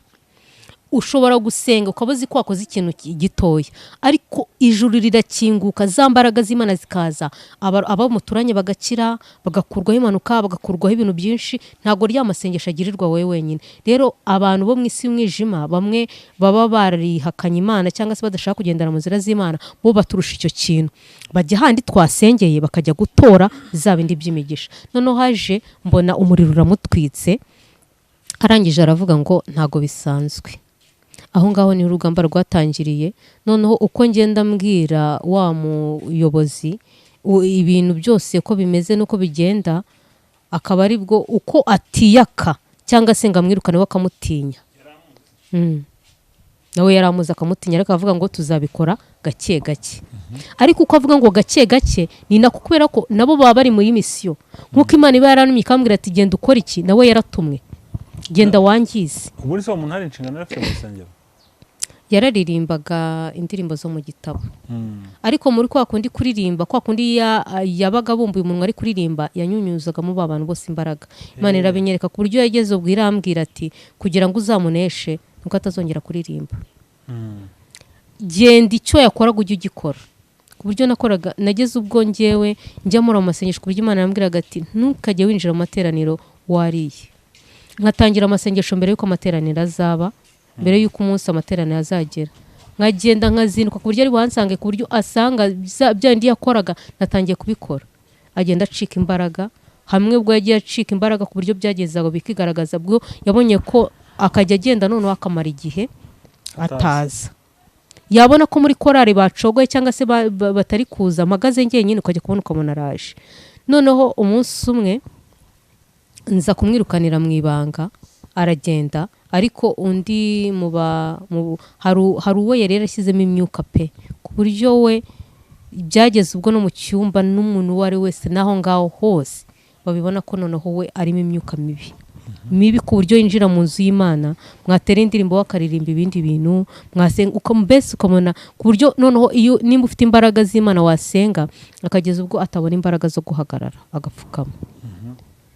Imana yo mu gihugu cyo aragenda aramugarura, aribwo nagiye kubona mbona Grace. Reka Grace muvuge kubera ko n'umukozi w'Imana, buriya buri muntu wese Imana ifite uko yamuhamagaye, kandi Imana buri muntu wese ifite uko imukoresha. Ngiye kubona mbona yandikiye message mu mwaka washize, arambwira ngo nana nimero zanjye yarazigiraga, kubera ko hari ahantu yari yarazikuye. Aranyandikira arambwira ngo Imana imubwiye gutya na gutya, nta nubwo twajyaga tuvugana. Nanje ndamubwira ati ibyo ngibyo uvuze koko nibyo, kubera ko ndi muri Kenya, ntabwo yaretse ko ndi muri Kenya. Ndamubwira ati ibyo bintu uvuze nibyo, kubera ko nirukanye umurozi mu rusengero ariko bamugaruye, none sinzi icyo nakora, ese ngewe ngende, ese nkomeze ngire gute? Angira inama, ariko inama ngiriye Uwiteka nawe angira indi nama, ndakomeza ndihangana, ndakomeza nawe uwo mupasiteri nkajya mubwira icyo Imana imbwiye ngira gute. Umunsi umwe mbonye ko bose bamutinya, ndangije ndavuga ati ngewe nasize byinshi nkurikira Kristo, aho yankuye ni kure, nta muntu ufite gutinya, nta muntu n'umwe. Noneho ndangije uwo munsi nari kubwiriza, ngiye kubona mbona araje, kubera ko Imana yari yarabivuze. Nukuri nta jambo Imana ivuga ngo rihere. Nimba Imana yaravuze ngo izakumwaza, izakumwaza. Nimba yaravuze ngo izagushyira kwa rubanda, izagushyira kwa rubanda. Nimba yaravuze ngo bizagenda gutya, izabikora. Nimba yaravuze ngo izakugira neza, izabikora. Urumva byari bimaze nko kuba mu kwa 9. Imana yarahereye mu kwa 2 ibwira umuntu ngo ihane. Imana yarahereye mu kwa 2 ibwira umuntu ngo gira gutya, wakabipinga kumva ko nta mbaraga, kubera ko abahazaga bose yabarushaga imbaraga kubashyiramo wa mwuka, ukabona yagiye gushaka umugore utari uwe, ngo Imana yimubwiye agahita bavangira. Njye Imana irambwira ntihazagire ikintu cy'uzarya, kubera ko yajyaga atuma umukobwa twabanaga akamubwira ati genda umumbwire ngo tuzamuvuga, azaseba, azandagara. Nkamubwira ati ntago nzaseba kubera ko Imana yanjye ihari, kandi nimunamvuga muzamvuge ibyo mushaka, kubera ko ikintu Imana yarambwiye ati ntuzigere ujya mu rugo rw'umuntu, ntuzigere urya n'ahantu na hamwe. Kandi kuko narinze mva y'uwo mwaka n'amezi 3, nta hantu nigeze ndya, nta n'urugo rw'umuntu nigeze njyamo, ku buryo yajyaga neza n'ubukene agaca ku isetange aho nacururizaga, nigeze kumara n'amezi 2 ngenda gucuruza, nkagaruka nacuruje. Imana ikambwira ngo ihangane kugira ngo inyigishe. Twari twegeranye n'abamasayi twacuruzanyaga, abamasayi akorana nabo, bakaza bakanyanyagiza. N'ahantu n'umuntu wari wese, wenda n'abantu b'abanyarwanda bahari cyangwa se n'undi muntu wakumva kino kiganiro waho, n'ahantu Mombasa kuri Equity Bank, kubera ko batandika hanze hegeranye n'isoko ryaho ngaho ryitwa Marikiti. Uwo mugore yakoragamo mu isoko, ngiye ncururiza aho ngaho imbere ya Equity. Akorana n'abamasayi twabaga twegeranye, kubera ko abo masayi nabo ngo iyo kuva nahagera ntago bacuruzaga. Kuba iyo nabaga nacuruje bo ntago bacuruzaga, kubera ko imbaraga z'Imana n'iza Satani ntago bihura, kubera ko bo bacuruzaga ibintu, bagacuruza n'imiti, bagakorera imiti, ku buryo bo bageraga ubwo haba ibintu, ku buryo ibintu byo gukoresha imyuka mibi ni ibintu bakorera public, ntago ari ibintu byishe nk'uko inaha babihisha. Bakanywa amazi bashyizemo imiti, bakanyangiza aho ngaho n'abantu bareba, bakayashyira no kuri mirwa, kugira ngo naza kubwira umukiriya aze kumva koko, aze mureshye ku buryo hava cya kintu kiguzi. Ngiye naturutse mu rugo nasenze, ninza nkegerana nabo ntago bari bubashe gucuruza. Nincuruza imbaraga z'Imana zaba zayigize gute, noneho akorana nabo, uwo mugore akorana nabo, akoranye nabo bakajya banyanyagiza n'imiti ku byashara byanjye. Imana ikambwira ngo ihangane, ariko nta kindi Imana abaga iri kumbwira. Irambwiraga ati nuhava ugahunga no mu rusengero ntago uzabasha kuhamwirukana. Kumva nagize ikigeragezo cyo mu rusengero, gira ikigeragezo cyaho nkorera kandi hose ndwana n'umuntu umwe. Arambwira ati ihangane. Hari umudamu ni umusingo madazi witwa Christina Mama Mugisha w'Icyangugu, twari twegeranye. We yakoreraga hirya yanjye ho gato hakurya y'umuhanda, nkamubwira hakaba igihe umugore aza akazenguruka, kubera ko abantu basengeraga aho ngaho benshi bacurizaga, akazenguruka kuri abantu bose bacuruzaho, kubera ko bari abaririmbyi, akazengurukaho abaririmbyi bose gukora bikanga, ku buryo wa munsi wo kurepeta nzabura n'umuntu n'umwe. Ariko njye nari naramaramaje mvuga ngo naba nakoze, naba namonye amafaranga, naba ntayabonye, niringiye Imana nzagenda njye kurepeta, kuri umurimo yamamagare kugira ngo ntazatsindwa, kugira ngo twese ducogore, kubera ko nta mafaranga, noneho wowe aze yangize umurimo w'Imana. Ngiye nkagenda, umuririmbyi umwe yaza akaza, ataza ntaze, nabandi njyenyine nkazaririmba ndi njyenyine, nkomerera muri ibyo bintu. Imana ikambwira ati komeza. Nkagenda, nagenza amezi 2 icyo gihe, kandi ndi kwirwa iryo shuri. Nta kindi Imana bigira ngo ukomere, ku buryo umurozi uwo ari we wese cyangwa se umuntu ufite daimoni uwo ari we wese atabasha kugukanga, utabasha kumutinya. Nkajya ngenda bakanyangiza imitaho. Umunsi umwe narahagaze mbwira Imana, ndabwira ati Imana, ati byibuze hamagara igisirikare cy'ijuru kize kindwanirire, kize kindengere, abamasayi bakazana bene wabo kubera iki? Kubera ko bafatanyije n'uwo bagatandikaho nandika nkahagara aho n'ibyashara byanjye, nabona aho ncururiza, nabona aho ngira gute.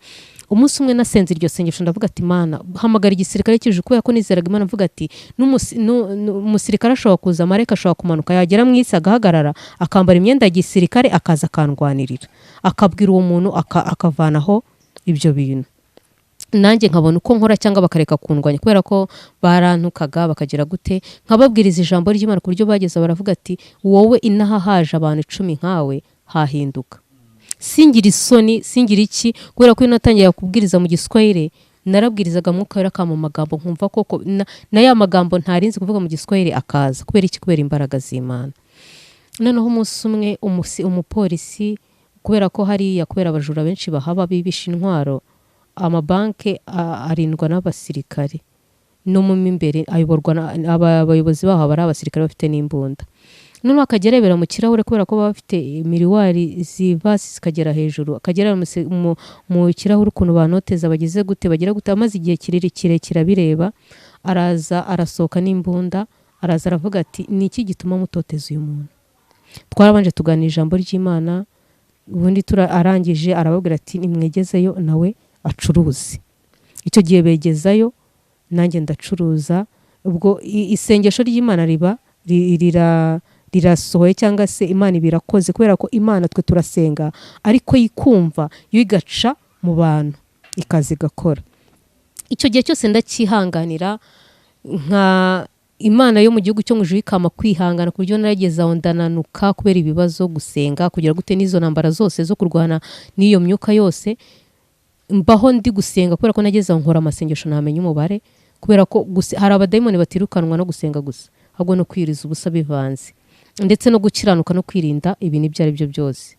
Noneho ndangije igihe kigeze, Imana ibonye ko naneshereje aho hantu, nahihanganiye, bageze ubwo bakajya banabimpuhera no mu maso, imiti gutya bakayifata mu masayi bakayimpumera mu maso, bakanambwira ati hari abo twasarishije, hari abo twagize gute, hari abo twangaje, ariko njye nkababwira ati Imana yanjye ntago igitsindwa. Nkagara kuri Kristo nkamuhamya, nkavuga ati ntago Imana yanjye igitsindwa, ntago yatsindwa namwe, kubera ko njye narebaga aho Imana yankuye, ibyo yankuyemo, ibyo yankijije, nkumva ko mu masayi nta kinavuze. Nkagara nshikamye, nkumva ko Kristo aruta abamasayi, aruta imiti yabo, nkumva ko amaraso Yesu Kristo aruta ibyo bintu byose. Nkagenda mu rugo ngasengera amazi, nkahindura amaraso Yesu, nkayakaraba, ejo bakabona ndagarutse ndi muzima, mu gihe bari bazi ko ntari buze ndi muzima, ariko nkagaruka ndi muzima. Yego ibishashara byabyo bikugeraho bikakuzunguza, ariko ugasigara uhagaze. Nk'uko umukristo ameze nk'igiti, umuyaga mwinshi uraza, agati ukagahuha, ariko wa muyaga wagenda kagati kagasigara, kakongera kagahagarara neza. Noneho bigeze aho ngaho, igihe kimaze kuba kirekire, bimaze kuba mu kwezi kwa 9, narahereye mu kwezi kwa 2 ndwana n'ibyo byose, mbwira uwo mupasiteri, nkabona bose abo bantu, uwo muvugabutumwa n'uwo mupasiteri, nkabona baratinya uwo muntu. Noneho wundi we nkabona aramushyigikiye, koko yaramushyigikiye. Noneho ndangije ndi ku ruhimbi, ngiye kubwiriza, abaraje, yari amaze igihe kinini ataza,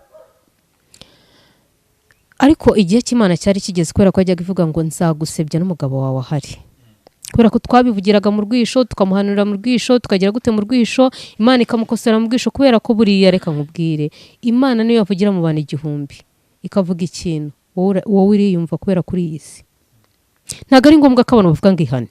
Ibyo ukora urabizi, ibyo ubamo urabizi, uko utekereza urabizi, aho wagiye hose urabizi, ibyo uraramo urabizi. Ntago ari ngombwa ko abantu baza ngo bakurondore, ahubwo umuntu aba akwiye kwihana igihe kitaragira gute. Ariko Imana yo mu gihugu cyo mu ijuru yo hari n'igihe ibyemera, kubera ko Farawo, Imana yari ifite uburenganzira bwo kuba yafata umutima wa Farawo ugaca bugufi, ariko ikomeza irawunangira yo ubwayo, kandi ariyo yabivuze ati nzanangira umutima wa Farawo. Rero n'uwo nguwo yaramunangiye, kubera ko ibyaha bye byari byarabaye byinshi, kubera ko hari n'ahandi ngo yasengeraga, baramubwira ati Imana yagukuye mu gitabo cy'ubugingo kubera ibyo ukora.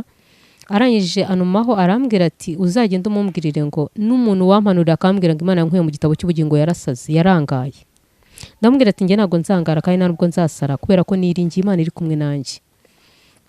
Ubwo ndangije icyo gihe ansanze ndi ku ruhimbi, ndavuga ati ntabwo ndi busenge noneho ahari, kubera ko nari maze nanjye kumva ndambiwe. Kandi n'Imana Mwuka Wera utubamo twe dukora ibyo Kristo ashaka, ntabwo ari twebwe iyo duhagaze Kristo araza we agakora icyo yagambiriye uwo munsi. Ndangije ndamubwira ati uyu munsi ntabwo turi busenge uri hano. Ndamubwira turava mu bana b'Imana, numva nabaye amagara, numva koko ibyo akora kubera ko yazengurukaga mu bantu akagira gute yari amaze kwangiza none buri kintu icyo ari cyo cyose. Ndangije umwuka wera arambwira ati ayo mazi wasengeye kubera nari nayitwaje nanjye ntabwo nari nzi impamvu ariko nari nsigaye nyitwaza kenshi kubera ko aho hantu hari hasigaye harahumanye cyane yarahanyangije imyuka ye kandi ngomba kuhaza kugira ngo icyo Imana yagambiriye kikunde gisohore. Nkajya nyitwaza nsigaye nyitwaza ahantu ariho hose ku buryo ninterwa n'umutego cyangwa se ni iyo myuka nayinkubita kubera ko ari igihe wajya kumva igukubise mu bitugu, ikubise ku maguru gacumbagira, nahitaga nkoresha amaraso ya Yesu Kristo niyo niringiraga yonyine. No ndangije umwuka w'Imana arambwira ngo yamutere, nyamuteye arasara ku buryo n'abantu babibonye baravuga ati amaraso Yesu azanera umwaka, ataye amaraso ane yazanera umwaku. N'abantu benshi nibumva kino kiganiro bari aho ngaho bazabivugaho ati amaraso Yesu azanera umwaka. Ukibaza nimba umuntu koko yizera Imana, amaraso Yesu atera umwaka cyangwa arabohora? Amaraso Yesu atera umwaka cyangwa arakiza? Aribwo bahitaga bamwirukana mu rusengero, noneho hahise agaragaza yuko ari ikibi neza ku buryo noneho kubera ko yihishaga mu mucyo w'abana b'Imana, kubera ko abantu bakorana n'imyuka mibi hari oderi baba bafite. Rero kubera ko nta mucyo w'Imana wari ukimuriho, nk'umuro mbi yari asigaye afite kubera ko twari twaramwirukanye mu rusengero yarahejwe, hari impumuro mbi yari asigaye afite kubera ko umucyo w'Imana niwo watumaga abasha kumera neza, kubera ko abadayimoni baba benshi uranuka kubera ko imyuka mibi ni imyuka ibava mu marimbi, iva hehe ibinuka, nawe ugera ukanuka nkayo. Birangije arasohoka ava mu rusengero, umugabo waramufata aramutwara, baragenda nyine. Icyo gihe ahantu harangirika, noneho hakubita abantu imyuka mibi, ibintu byose arabizengereza ku buryo ikintu uwo mupasiteri noneho yarambwiye ati noneho nkeneye kumva icyo Uwiteka avuga, kubera ko yari amaze kumenya byose bigiye ahagaragara, nta kintu cyo guhisha cyari gihari. Ati noneho nkeneye kumva icyo Uwiteka avuga. Ndangije mbaza umwuka wera, arambwira ati mubwira hafunge, kubera ko hari ahantu ho guhumanya abantu. Afunga urusengero? Afunga aho hantu kubera ko nta kintu hari hagimaze. None se nimba uyobora atari muzima, nta muntu muzima uhari, urusengero rubaho kugira ngo abantu buzure umwuka wera bagire gute? Noneho nimba we umuntu aje akanyanyagiza ibizira gusa, nabo ngabo bavuga ngo bafite ijambo ry'Imana akabanyangizamo ibizira, n'umuyobozi yarangijwe, nta mwinginzi, nta kintu na kimwe gihari, uri kumva haba hafunguye kubera iki? Yaje kukumvira ararufunga se? Kubera ko yari amaze kwemera yuko, kubera ko byageze ubwo wa mwuka wa mugore ujya umuvangira kugira ngo usebye izina ry'Imana gusa. Ni ukuvuga ngo nimba agiye kuvuga iki akavuga iki kitari cyo, nkamubwira ati nkamubwirira inyuma mu gikari, nkamubwira ati uyu mwuka uzagera aho ugusebye ku buryo n'igihe icyo ari cyo cyose utazabona uko uhagarara imbere y'abantu. Rero abona ko buriya hari umurwayi burwaye, ariko iyi ndwara itaragaragara neza kuko ngo Imana igaragaze ko neza utamenya ko urwaye. Ubwo rero we yageze aho abona ko afite ikibazo ararufunga, kandi koko ibyo byose bibaho kugira ngo uzabe niyemera agasenga akagarukira Imana, Imana ikamuhora ikamukuraho ibyo bintu byose, bizamubera ubihamya, bizamubera inkomezi, bizamuha izindi mbaraga zo kuvuga gukomera kw'Imana. Kubera ko iyo utaratura ngo wature uvuge amabanga ya Satani, ntabwo ushobora gukira indwara. Gukira indwara ya Satani cyangwa gukira indwara z'abadayimoni ni uko watura ukamena amabanga ya Satani, ukavuga ngo nari mubi, nararogaga, nararaguzaga, nari iki, nagiraga gute, nakoreraga ku miti, nagiraga gute, ukabivuga ukabyatura n'akanwa kawe, niko kwihana kwa nyako. Ariko iyo ugiye ukagira gutya, uba uri kubundikira Satani, uri kumuhishira. Rero iyo umuhishiriye azana inkota akakurangiza. Kubera iki? Wamuhishiriye. Ariko umenya amabanga yaragutinya, kandi Imana iguha imbaraga kubera ko wahamije Imana. Wenda turimo dusoza ku mukristo wadukurikiye, yaba asanzwe akijijwe cyangwa se yaba aribwo arimo kubyinjiramo, akwiye kwitwara gute mu gihe gisa n'iki ngiki? Mu gihe gisa nk'iki ngiki, kunyura muri ibyo byose, mu gihe ubona uri kunyura muri ibyo byose nta kindi kintu uba ukwiye gukora, uba ukwiye gutinda wenyine ugatindana na Kristo, ugatinda wenyine ugashaka Imana ku giti cyawe, ukegera Imana, ugasoma ijambo ry'Imana, ugakora amasengesho kwiriza ubusa, mbese ukihana iby'ababyeyi bawe, iby'inshuti zawe, ukihana buri kintu icyo ari cyo cyose ku buryo Satani nazamura n'urubanza atakubonaho urubanza. Kubera ko ibi bihe ni ibihe abakristo benshi bacamo, ukabona uri guhura n'intambara, uri guhura n'ibibazo, uri kugeragezwa na Satani, uri kugezwa n'ibintu byinshi, ndetse n'abatambyi, reka mvuge ku batambyi bajya bahura nabyo, ariko akabona akavuga ati nimbwira umukristo wanjye ko ndi guhura n'ibi bintu aranseka, ejo nimagarara ku ruhimbi bizagera gute? None agakomeza yihagaraho gutyo kandi afite ikibazo, akazageraho ubwo noneho cya kibazo kikagaragarira n'abantu bose, kandi wenda wari kukibwira umuntu wizeye, kubera ko nta bantu bose, ntago wabura abantu ngo ubure n'abizerwa. Hari abizerwa bakiriho, hari abanyamabanga bakiriho, hari abantu bagifashe mu mujisho wa Kristo kugira ngo baheke abo bantu bose. Rero nimba wumva ufite ikibazo, egera Imana usenge, utindane n'Imana, wenda ufate n'igihe itorero uba urihaye undi muntu aba ariyoboye muri iyo minsi, utindane n'Imana, wihererane n'Imana, kubera ko n'Imana yumva, n'Imana ikora, n'Imana ni umubyeyi, azaza kureho ibyo bintu byose. Usenge Imana iguha abinginzi, naho baba batatu, hari 20 ariko ufite batatu, uzi ko ngaba batatu koko bagendera mu nzira y'ukuri n'ubugingo, bagerageza gukizwa buri munsi, abo ngabo ukavuga ngo ndabafite, uzagira cya kibazo, uzagenda babwira ati rero mwabahetse ibingobyi imwe, ndi kugendera mu ntege nke, ati ndi guterwa gutya, kubera ko nta muntu udaterwa. Ikibazo nuko abantu bumva ko bari bakuru, ariko ijambo ry'Imana riravuga ngo abameze nk'abana bato nibo bazaraga ubwami bw'Imana. Kubura umutambyi ntabwo bivuze kuri mukuru, ifate nk'umwana w'Imana, ifate nk'umutoya, ugenda ubabwira ikibazo ufite, ubabwira ibitero uri kunyuramo, ubabwira intambara uri gucamo, noneho nibarangiza mufatanye gusenga, cya kibazo Uwiteka azaza agitangira igisubizo. Bikubashishe kuyobora itorero, bikubashishe guhora uhagaze, bikubashishe kumara igihe kirekire uri kumwe n'Umwuka Wera. Ibyo ni ibihe buri mukristo abamo, umuntu uri mu nzira y'umusaraba, kubera ko ni inzira igoye, ni inzira ifunganye, ni inzira uruhije. Kristo yavuze ngo ushaka kunkurikira yiyange, yikorera umusaraba wankurikire. Umusaraba nta wundi ntago ari igiti, nibyo bibazo, nizo ntambara, niyo mijugujugu ya Satani, nibyo bigeragezo, nibyo bintu byose tugomba guhura nabyo, kandi tukabyihanganiramo, tukabikomereramo. Uwiteka akatubera byose, aho tuzarukira ntago ari mu isi, ni mu ijuru, kubera ko ntago bizabura pe, nta nubwo abarozi bazabura, nta nubwo imyambi yabo izabura, nta nubwo ibyo bintu byose bizabura ku mukristo. Nunabibura uzamenya ko utari mu nzira y'urugendo, kubera ko Satani ajyaho ubutunzi buri. Nimba ataje iwawe ngo akugerageze, nta butunzi ufite. Murakoze. Mama Promesse, urakoze cyane. Ku muntu wifuza kuvugisha nimero yawe ni iyihe? Nimero yanjye ni 0784 86 23 06. Dusengera. Mana mu izina rya Yesu Kristo ya Isiraheli, twongeye kuzimbera amaso yawe, turagushimye turaguhimbaje Jehova, tuje imbere y'ubwiza bwawe nyagora ku ngoma data wa twese mu gihugu cyo mu ijuru.